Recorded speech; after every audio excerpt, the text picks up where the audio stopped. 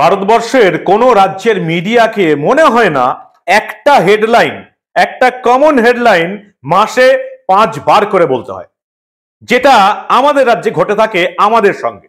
আমাদের একটা হেডলাইন, একটা কমন স্বাভাবিক হেডলাইন আছে যেটা মাসে আমাদের 5 বার বলতে হয়। একই হেডলাইন। কি হেডলাইন জানেন?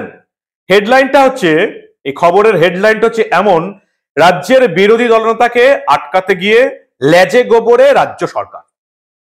এই হেডলাইনটা আমাদের এখন মাসে 4-5 বার করে বলতে হয়।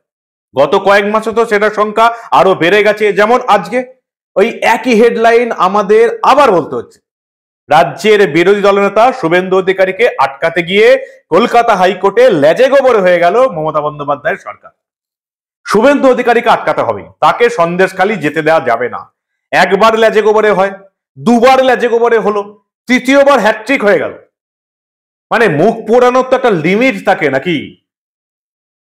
হাইকোর্ট কান কেটে দিয়েছে এটা বলতে পারবো না, কারণ এটা হচ্ছে 2 কান কাটা সরকার। আমাদেরই ট্যাক্সের টাকায় বিরোধী দলের নেতাকে বাধা দিতে প্রতিবার হাইকোর্টে যায় আর ঘাড় ধাক্কা খেয়ে চলে আসে। আজকেও তাই হলো। সন্দেশখালীতে জনসভা করতে পারবেন শুভেন্দু অধিকারী, নির্দেশ দিয়েছে কলকাতা হাইকোর্ট, এবং সেই 10 তারিখেই সভা করতে পারবে, যেদিন ব্রিগেডে আবার পিসি ভাইপোর জনসভা। আর কি বললো আজকে কলকাতা হাইকোর্ট রাজ্য সরকারকে একেবারে ঘাড় ধাক্কা দিয়ে? সবটা শোনাবো এই গুরুত্বপূর্ণ প্রতিবেদন শেষ অবধি দেখুন। আমি মানব, দা নিউজ বাংলায় আপনাদের স্বাগত জানাচ্ছি। পিসি ভাইপো ভেবেছিল ফুটেজটা তারা একাই খাবে। 10ই মার্চ আপনারা জানেন ব্রিগেডের তৃণমূলের জনবর্জন সভা আছে, জনগর্জন সভা আছে। গর্জন কাকে বলে সেটা তো সন্দেশখালীর নারীরা দেখিয়ে দিয়েছে, যার ভয়ে তৃণমূল এবং মমতা বন্দ্যোপাধ্যায়ের প্রশাসন থরথর করে কাঁপছে। মমতা বন্দ্যোপাধ্যায়ের পুলিশ প্রশাসনের কাঁপুনি শুরু হয়ে গেছে সন্দেশখালীর নারীদের গর্জন দেখিয়ে। তারা আবার নাকি জনগর্জনের ডাক দিয়েছে। 10ই মার্চ পিসি ভাইপো ভেবেছিল ফুটেজটা একাই খাবো, কিন্তু ওদিকে বিরোধী দলনেতা শুভেন্দু অধিকারী আবার এই রাজনৈতিক বুদ্ধিতে কারোর চেয়ে কম যান না। তিনি আবার 10ই মার্চ সন্দেশখালীতে সভা করতে অনুমতি চাইলেন পুলিশের কাছে। উনি জানতেন পুলিশ অনুমতি দেবেন না, কারণ আজ অব্দি রাজ্যের বিরোধী দলের কোনো নেতাকে মমতা বন্দ্যোপাধ্যায়ের পুলিশ কোনো সভা করার অনুমতি দেয়নি। কারণ আপনারা জানেন এই রাজ্যে এখন শাসকের আইন চলছে। এই রাজ্যের পুলিশ এখন শুধু তৃণমূলের হয়ে কাজ করে, আর কোনো মানুষের হয়ে কাজ করে না। বিরোধী দলের তো ছড়া ছেড়েই দিন। শুভেন্দু অধিকারী 10ই মার্চ সন্দেশখালীতে সভা করার ডাক দিলেন। মমতা বন্দ্যোপাধ্যায়ের পুলিশ অনুমতি দিল না, রাজ্য অনুমতি দিল না। শুভেন্দু অধিকারী গেলেন হাইকোর্টে, এবং আজকে সেই হাইকোর্টের রায় বেরিয়েছে। কলকাতা হাইকোর্টের বিচারপতি জয় সেনগুপ্তর বেঞ্চ পরিষ্কার জানিয়ে দিয়েছে, আগামী 10ই মার্চ রবিবার সন্দেশখালী গিয়ে সভা করতে পারবেন শুভেন্দু অধিকারী। ওই দিন সন্দেশখালীর ন্যাজটের দক্ষিণ আকড়াতলায় শুভেন্দু সভা করবেন বলে পরিষ্কার জানানো হয়েছে বিচারপতি জয় সেনগুপ্তর বেঞ্চ থেকে। একটি শর্ত দেওয়া হয়েছে যে শুভেন্দু অধিকারী রাজ্যের বিরোধী দলনেতা কোনো উস্কানিমূলক মন্তব্য করতে পারবেন না, কিন্তু তিনি সভা করতে পারবেন 10ই মার্চ সকাল 10টা থেকে বিকেল 5টা অবধি ন্যাজটের দক্ষিণ আকড়াতলায় সভা করতে পারবেন শুভেন্দু। জানি না রাজ্য সরকার কি করবে, হয়তো হাইকোর্টের ডিভিশন বেঞ্চে ছুটবে বা সুপ্রিম কোর্টও ছুটতে পারে আমাদের ট্যাক্সের কয়েক লাখ টাকা খরচা করে। অভিষেক মনু সিংভি তো আছেন। শেখ শাহজাহানের জন্য আমাদের ট্যাক্সের টাকা খরচা করেন মমতা বন্দ্যোপাধ্যায়, তার এত প্রিয় পাত্র।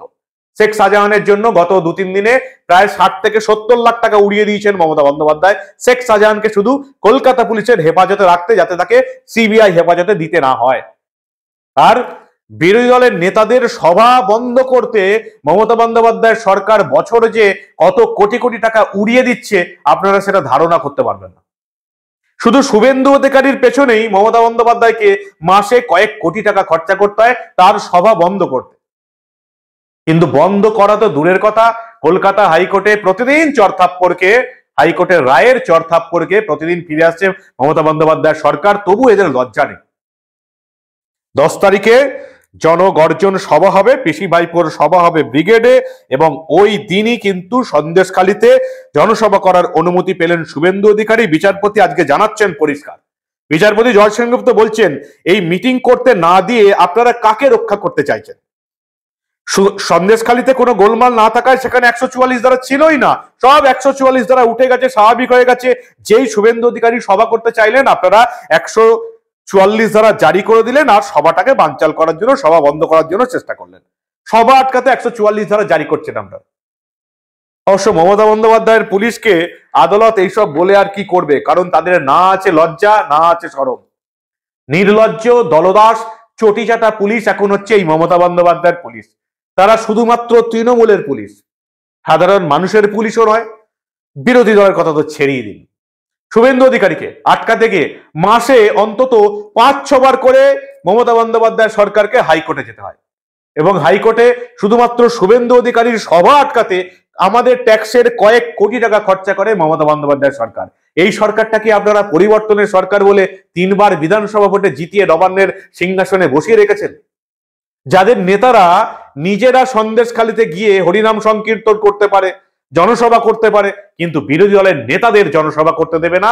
বিরোধী দলের নেতা শুভেন্দু অধিকারীকে প্রতিটি সভা করার জন্য কলকাতা হাইকোর্টে ছুটতে হয়। কি ব্যাপার বলুন তো?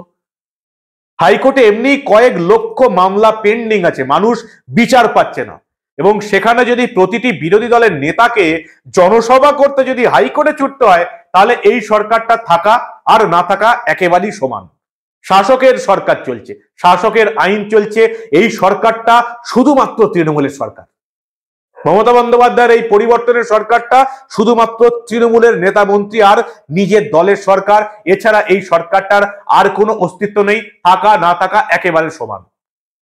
কিন্তু ওই প্রথমে যেটা বলে শুরু করেছিলাম, যে মাসে 5টা করে একই হেডলাইন আমাদের বলতে হয় যে বিরোধী নেতার জনসভা আটকাতে গিয়ে লেজে গোবরে হয়ে গেল মমতা বন্দ্যোপাধ্যায় সরকার, সেটা এই মাসে আজকে দাঁড়িয়ে আরো একবার বলতে হচ্ছে যে মমতা বন্দ্যোপাধ্যায় সরকারকে একেবারে নাকানি চোবানি খাইয়ে দিলেন শুভেন্দু অধিকারী।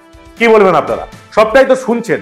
এভাবে বিরোধী দলের নেতাদের আটকাতে গিয়ে মমতা বন্দ্যোপাধ্যায় সরকার যে কতটা নোংরামো করছে, কতটা ন্যাক্কারজনক ঘটনা ঘটছে, সেটা আপনারা নিশ্চয়ই বুঝতে পারছেন। আপনাদের মূল্যবান এবং গুরুত্বপূর্ণ মতামত জানান দা নিউজ বাংলার কমেন্ট সেকশনে, আর দেখতে থাকুন দা নিউজ বাংলা। আমরা আবার এই ধরনের কোনো ঘটনা চেপে রাখতে দেব না।